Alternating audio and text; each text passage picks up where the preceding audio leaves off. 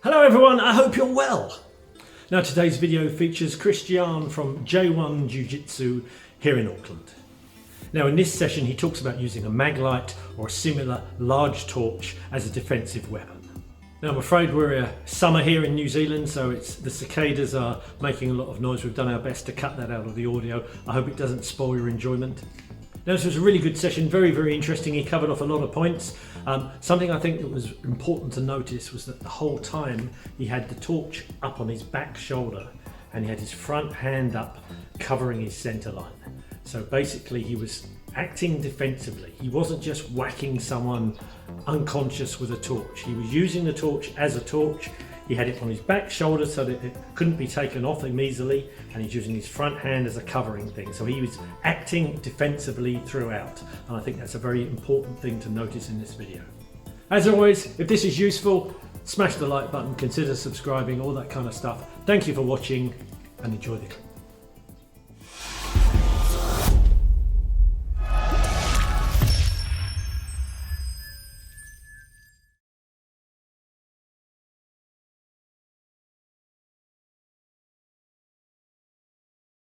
Okay, I just wanted to start with something that I noticed from the previous session, the amazing Jodo session that we just had, and how it kind of relates to some of the things that we do that you might see in your Aikido practice, and then kind of transition it into what I had planned today. So if I could borrow one person over here, any one person.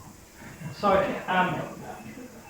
a lot of the stuff that we all practice involves us standing mano a mano against each other, and we have some sort of an initiated attack that's going towards a punch. Let's do some sort of a punch towards the head, and then we have a step off the line. It's kind of a universal thing that we all step off the line to be able to deal with it. Because if we don't step off the line, we get hit in the face, and getting hit in the face seems like a bad idea.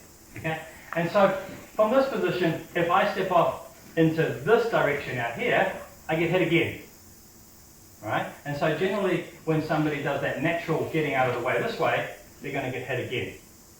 But when we were in the Jodo stuff, because of the fact that we're working with lots of space, there was this movement to this direction over here, and we were dealing with the space to be able to strike each other in there.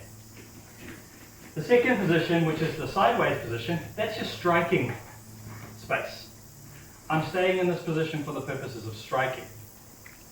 The one that you'll see me use is this one, which is stepping forward and off, because of course I want to clinch up and I want to start ripping and pulling stuff off it.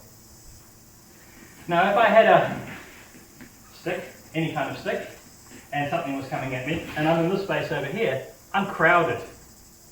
So therefore I can't make anything happen in my natural space with a big stick. Alright? So what I need is a smaller stick. And luckily I brought some smaller sticks along with me today. And as you remember, this is my weapon of choice, which is the flashlight. Okay? So I'm in this position over here. As that punch is coming in here, well, boom. There's my strike. Okay? Same strike on the wrist. Exactly the same thing as we did before. Okay, from this position over here, boom. Well, I've still got access to him to be able to strike him with the torch over here. And like I said before, boom, in close in here. Well, I can use this to start attacking. All those things are available in close with the shorter stick as well. So luckily, we brought along some shorter sticks so that we can have a look at that one. So the first thing I'm going to do is a game. I like having a game. And what I've done is brought along some short sticks. So we only need one person with a short stick. The other person's job is to give me a hug. Yep.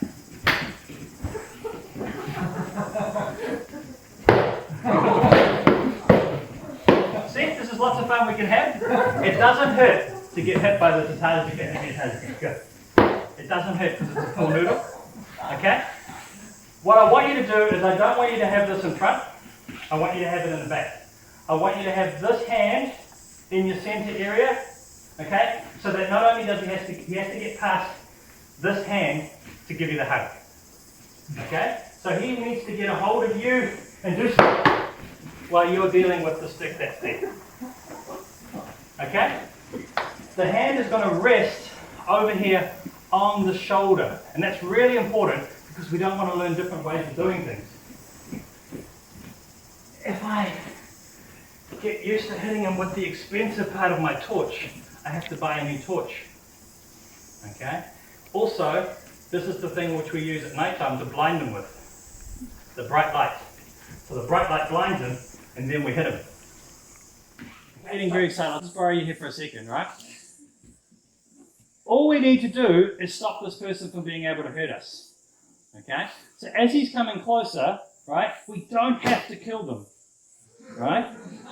What we want to do is we want to take away his weapons as much as we can. Right? So as this is coming in, right, I'm taking away his weapons, his wrist, his hand, right, smashing that. If I don't like him, then I can also target the head.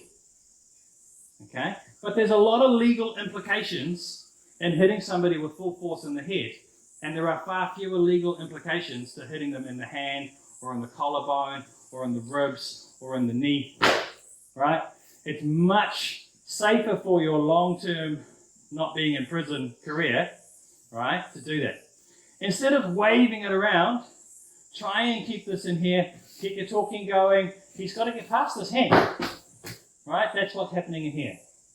This hand is simply saying, come on, I don't want to hurt you, etc., etc. Boom, boom, boom. We're destroying his weapons as much as we can. All that waving around sword fighting, okay, is actually unnecessary for what we're trying to do. Okay?